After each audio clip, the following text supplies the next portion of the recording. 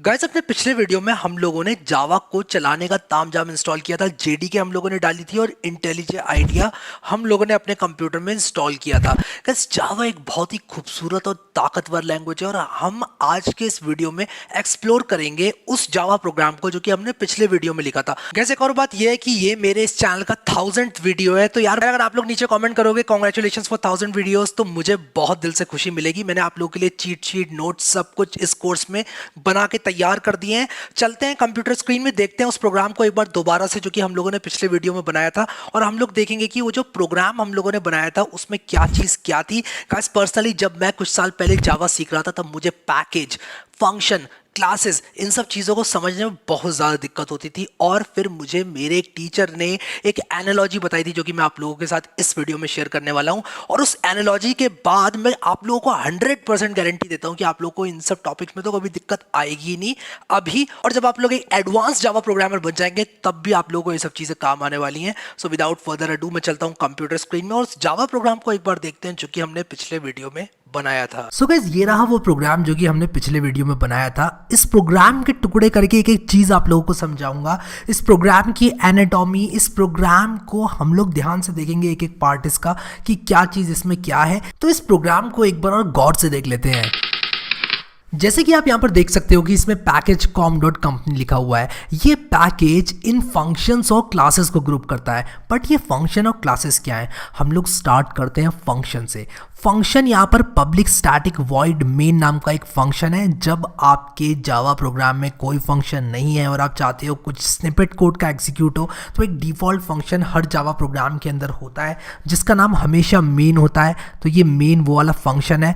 उसी के साथ साथ हम इस फंक्शन के अंदर कोड लिखते हैं। यहाँ पर ये जो कोड लिखा हुआ है हमने ये एग्जीक्यूट होगा और ये हमने एग्जीक्यूट करवाने के लिए लिखा। अब ये जो फंक्शन होता है या फिर इस तरह के बहुत सारे फंक्शंस होते हैं वो एक क्लास के अंदर होते हैं। यहाँ पर इस क्लास का नाम मेन है क्योंकि फाइल का नाम main.java है, तो क्लास का नाम मेन है। इस मेन क्लास के अंदर हमने एक पब्लिक स्टैटिक वॉइड मेन नाम का फंक्शन बनाया और इसको हमने एक com.company नामक पैकेज के अंदर डाल दिया। पर क्या होता है फंक्शन और क्यों बनती हैं क्लासेस, इस बात को थोड़ा सा ध्यान से समझ लेते हैं। तो हम लोग अब देखेंगे basic structure of a Java program. तो जावा प्रोग्राम्स में हमारे पास होते हैं फंक्शंस और जावा प्रोग्राम्स में हमारे पास होती हैं क्लासेस। फंक्शन और क्लासेस से मिलकर जावा प्रोग्राम हमारा बना था। फंक्शन क्या होता है, सबसे पहले मैं आप लोगों को यहाँ पर फंक्शन के बारे में बताता हूँ। फंक्शन को कुछ आप ऐसा समझ सकते हो, कुछ एक ग्रुप किया हुआ कोड जो कि कुछ काम करेगा। फॉर एग्जाम्पल अगर आपका फंक्शन है 2 नंबर को ऐड करने के लिए, तो वो 2 नंबर को ऐड करेगा। आपको जब भी 2 नंबर्स को ऐड करवाना है तो आप फंक्शन को यूज़ कर सकते हो, 2 नंबर को ऐड करने वाला जो भी आपने बनाया है, और ये फंक्शन आपका काम करेगा जितनी बार आप इसको कॉल करोगे। तो फंक्शन में हम एक सिमिलर तरह का कोड जो है ग्रुप करके संभाल कर रख देते हैं और जब भी हमको उस कोड को रन करवाना हो तो हम उसको रन करवा सकते हैं। मैं आप लोगों को यहाँ पर एक एनालॉजी देना चाहता हूँ। फंक्शन को आप लोग कुछ ऐसा समझ लो कि जैसे आपके घर में प्लम्बर आता है। प्लम्बर घर में आता है, आपको जब भी प्लम्बर की ज़रूरत पड़ती है आप फ़ोन करते हो प्लम्बर भैया को, और प्लम्बर भैया आकर आपकी टैंकी वैंकी जो भी पानी लीक हो रहा है या आपने वॉश बेसिन तोड़ ताड़ के कुछ उसमें उंगली कर दी तो वो सारे काम आपके ठीक कर देगा प्लम्बर। और उसी के साथ साथ क्लासेस का यहाँ पर मैं एक और एनालॉजी लेना चाहूँगा। क्लासेस सिमिलर तरह के फंक्शंस का एक कलेक्शन होती है। तो एक क्लास के अंदर बहुत सारे मेथड्स हो सकते हैं।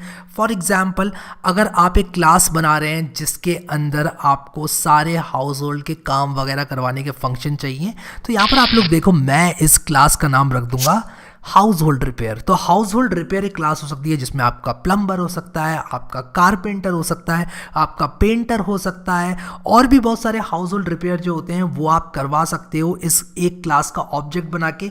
अब आप लोग कहोगे क्लास क्या है और ऑब्जेक्ट क्या है। क्लास एक टेम्पलेट होती है जिनसे ऑब्जेक्ट्स बनते हैं। फॉर एग्जाम्पल अगर आपकी एक टेम्पलेट है फॉर्म जिसके अंदर नाम, पता, फ़ोन नंबर और एज लिखा है, तो आपने एक बार उस फॉर्म को भर के एक एंटिटी बना दी तो वो उसका एक ऑब्जेक्ट हो जाएगा। पर आप लोग कहोगे कि ठीक है, फंक्शन समझ में आ गया, कोई भी एक कोड जो कि एग्जीक्यूट होता है कुछ एक पर्टिकुलर काम करने के लिए, जैसे कि इस केस में प्लम्बर था हमारे पास जो कि हमारी नाली वगैरह टैंकी में कोई भी इशू है तो वो ठीक करता है, तो वो हम कॉल कर लेंगे प्लम्बर को और प्लम्बर ठीक कर देगा।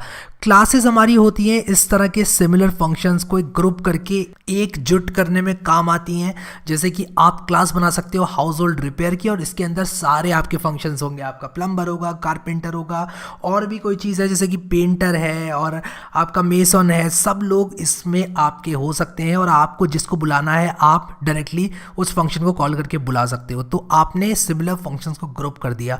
आपको क्लास का ऑब्जेक्ट बनाना पड़ता है रन करने के लिए, लेकिन इस केस में हम लोगों ने फंक्शन नहीं बनाया था, जैसे कि आप लोगों को मालूम है। ऐसा इसलिए संभव हो पाया क्योंकि हमने स्टैटिक कीवर्ड का इस्तेमाल किया है।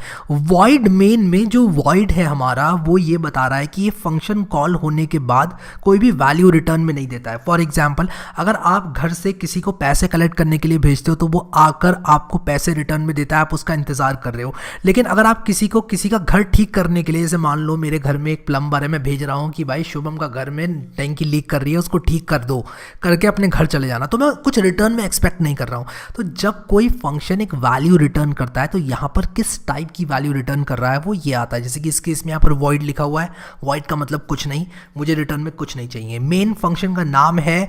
एक जावा प्रोग्राम के अंदर जब आप स्टार्ट कर रहे हो प्रोग्राम, स्टार्टिंग पॉइंट मेन होगा इस क्लास में।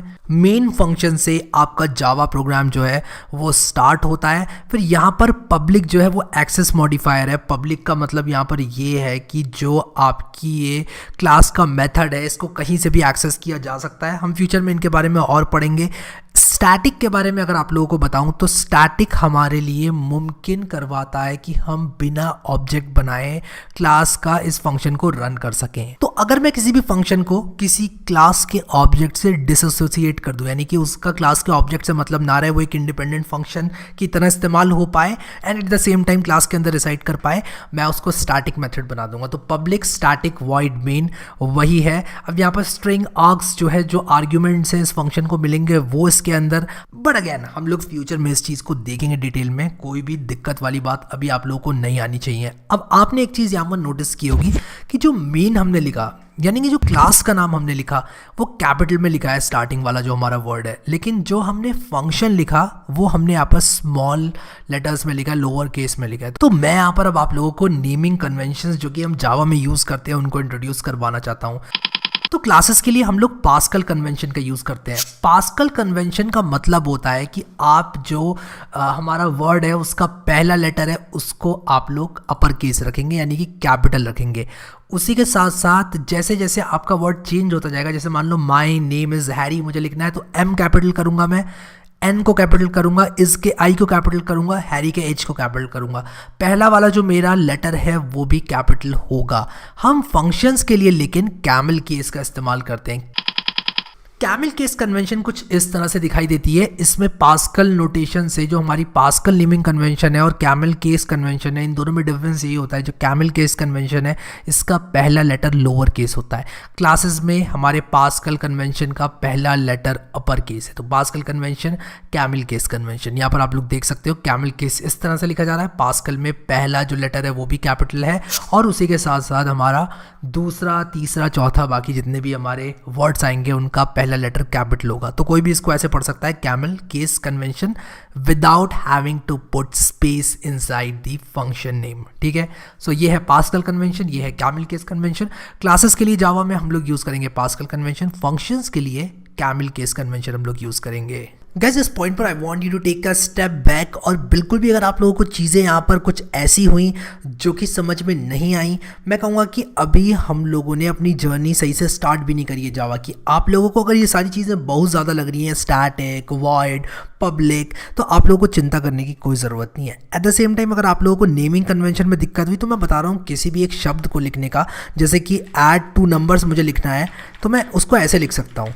अगर मैं इसी ऐड टू नंबर्स को पास्कल नेमिंग कन्वेंशन से लिखूं तो मैं इसको कुछ इस तरह से लिखूंगा, ए कैपिटल बनाऊंगा और फिर यहाँ पर मैं 2 लिख दूंगा और फिर मैं यहाँ पर नंबर लिख दूंगा। और अगर मैं इसको कैमल केस में लिखूं तब मैं क्या करूँगा, मैं स्मॉल ए बनाऊंगा ऐड, और बाकी चीज़ें बिल्कुल जैसे मैंने पास्कल में लिखी हैं वैसे ही लिख दूंगा। तो यहाँ पर आप लोग देख सकते हो कि ये है मेरा पास्कल नेमिंग कन्वेंशन, और ये है मेरा कैमल केस नेमिंग कन्वेंशन। और ये हम इसलिए यूज़ करते हैं क्योंकि हमारे यहाँ पर जो आइडेंटिफायर है उसके नाम में स्पेसेस अलाउड नहीं होती। अगर मैं फंक्शन बना रहा हूँ नाम में स्पेस अलाउड नहीं होगी, अगर मैं कोई वेरिएबल का नाम बना रहा हूँ तो नाम में स्पेस अलाउड नहीं होगी। इसलिए हमें इन दोनों में से कोई एक चीज़ चुननी पड़ती है। क्लासेस के लिए हम लोग चूज़ करते हैं पास्कल नेमिंग कन्वेंशन, और फंक्शन के लिए कैमल केस नेमिंग कन्वेंशन। तो कभी भी आपको इस तरह की कन्वेंशन दिखे तो मोस्ट प्रोबेबली प्रोग्रामर जो है वो एक फंक्शन की बात कर रहा है, एक फंक्शन बना हुआ है। अगर इस तरह की नेमिंग कन्वेंशन दिखती है तो वो मोस्ट प्रॉब्ली एक क्लास है। एट द सेम टाइम आप लोगों ने ये सोचा होगा कि ये राइट योर कोड हियर क्या लिखा हुआ है, ये कमेंट है। जब भी हम डबल फॉरवर्ड स्लैश यहाँ पर लगा देते हैं तो आपका जो जावा कंपाइलर और इंटरप्रेटर है वो यहाँ पर इग्नोर कर देता है इस लाइन को प्रोसेस नहीं करेगा जावा और इसको इग्नोर कर देगा। फॉर एग्जाम्पल अभी मैंने ये 3 लाइन लिखी हैं तो इनको जावा इग्नोर नहीं करेगा बाय डिफ़ॉल्ट। मैं इसको रन करूँगा तो मुझे एरर मिलेगा और मुझे बोला जाएगा कि यार ये क्या लिख दिया, this is not valid. But at the same time अगर मैं इनमें कुछ इस तरह से ऐसे ऐड कर देता हूँ और बता देता हूँ जावा को कि भाई जावा ये मैंने ऐसे ही लिखे हुए हैं अपने नोट्स के लिए, इनको इग्नोर मारो, तो ये इग्नोर मार देगा। तो अभी मैं रन करूँगा तो मेरा आउटपुट जैसे पहले आ रहा था वैसे ही आ जाएगा, देखो हेलो वर्ल्ड। ठीक है, सो ये था जावा प्रोग्राम के बारे में। हमने जावा प्रोग्राम के बारे में देखा क्या चीज़ क्या होती है जावा प्रोग्राम में। पैकेज के बारे में अगर बात करूं, फॉर इंस्टेंस आप एक कंपनी के लिए कोई कोड लिख रहे हो, मान लो एक माइक्रोसॉफ्ट के लिए आप कोड लिख रहे हो जिसमें आप लोग उनको एक एडिटिंग सॉफ्टवेयर बना के दे रहे हो।